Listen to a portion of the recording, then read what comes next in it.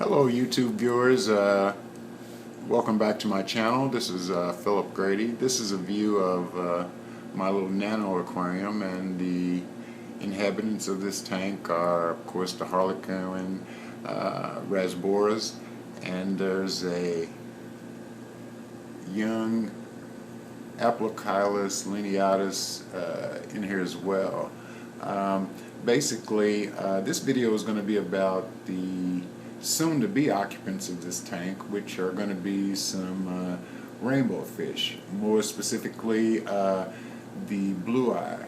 They're called blue eyes because they're smaller. They're not the typical rainbow fish shape. They're quite unusual. I have a picture of the ones that I'm going to discuss. But they're going to be the future inhabitants of this tank, and I just wanted to give you a brief introduction into the fish, as well as how I plan on raising them and what I'm doing for them now. The fish in question is what they call, again, a blue eye.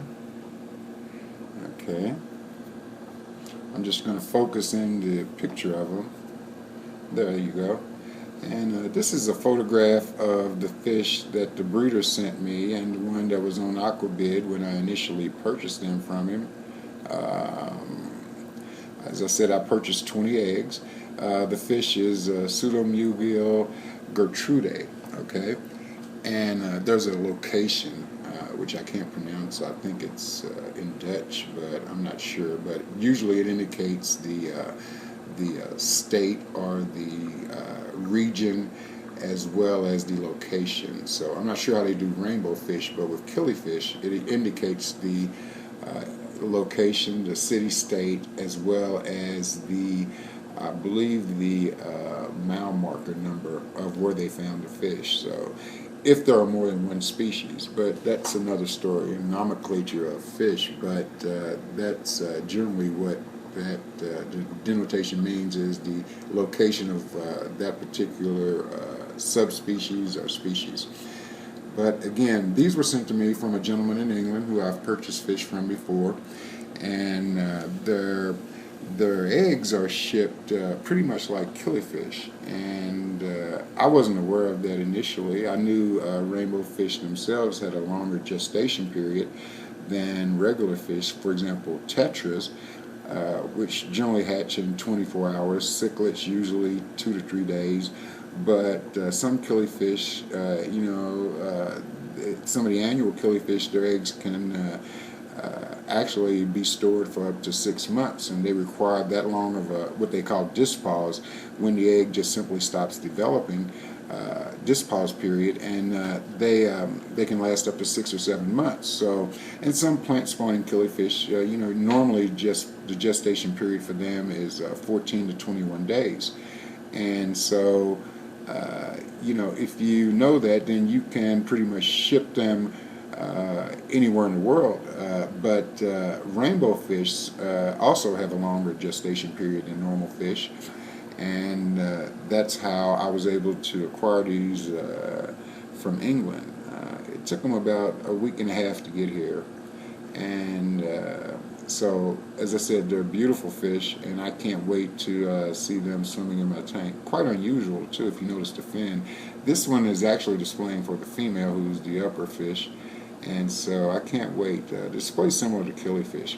But at any rate, what I use to raise my killies, as well as these rainbow fish, since they're raised in the same fashion, are these little plastic shoe boxes that you can get from Walmart.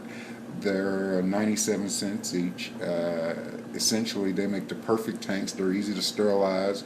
They have a huge surface area, which is excellent for the fry, since you're not using a filter in some of these little containers. Although you could use a sponge filter in here. I have.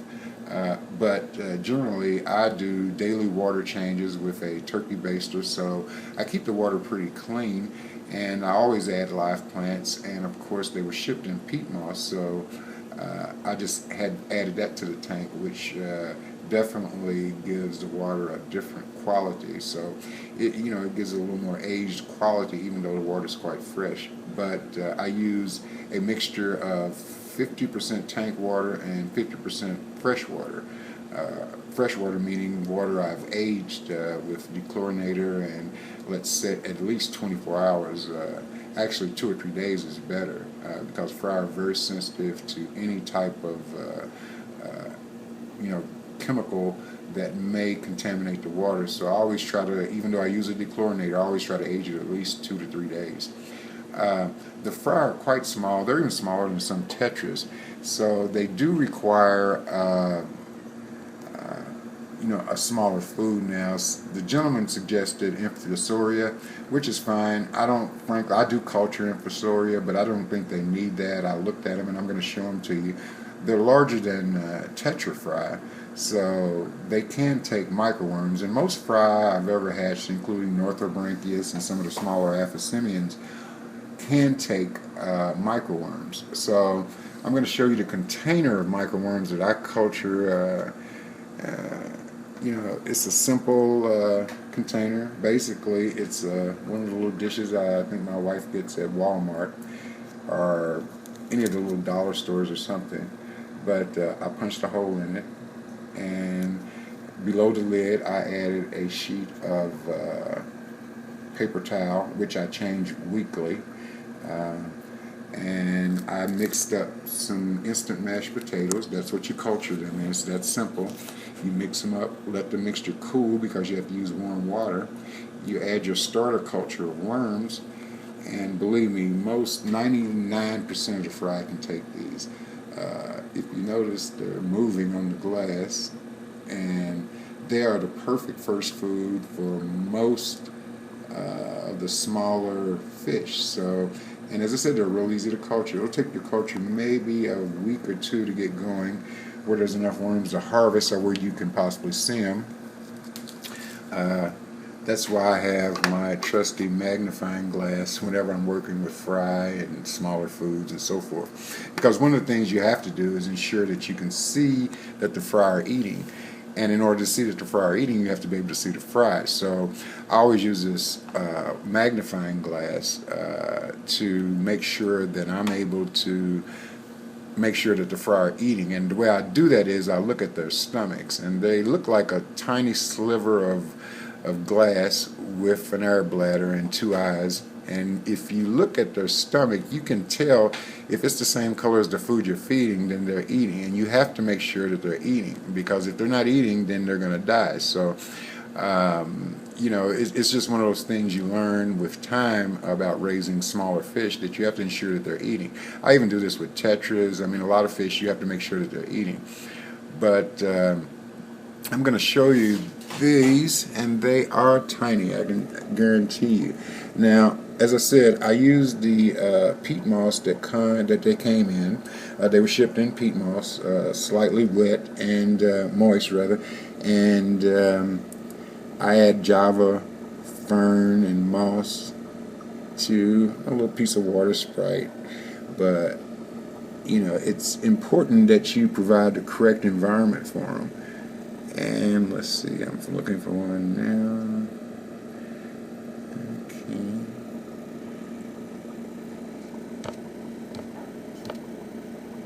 There's one right there. You saw me move. There's a bunch of them in here. Out of 20 eggs, 18 hatched, so that's 80%, which is excellent considering the distance that they traveled.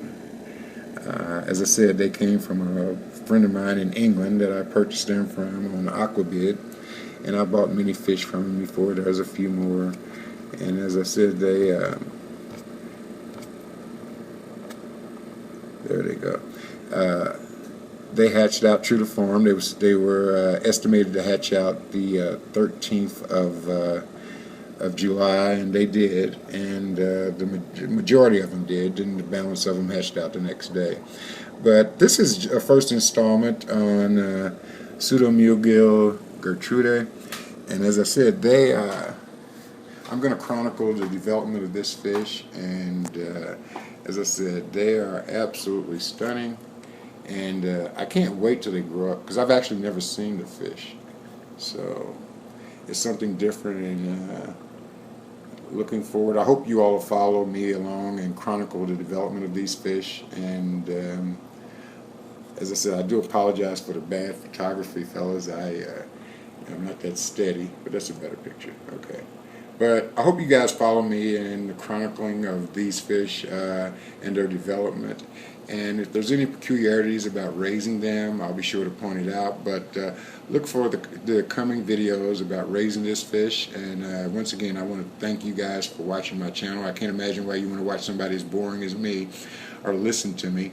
But I do have a little bit of knowledge about a lot of fish. I've been in this hobby for about 50 years, so I did acquire some information, so hopefully I'm interesting enough where you tune in to my channel.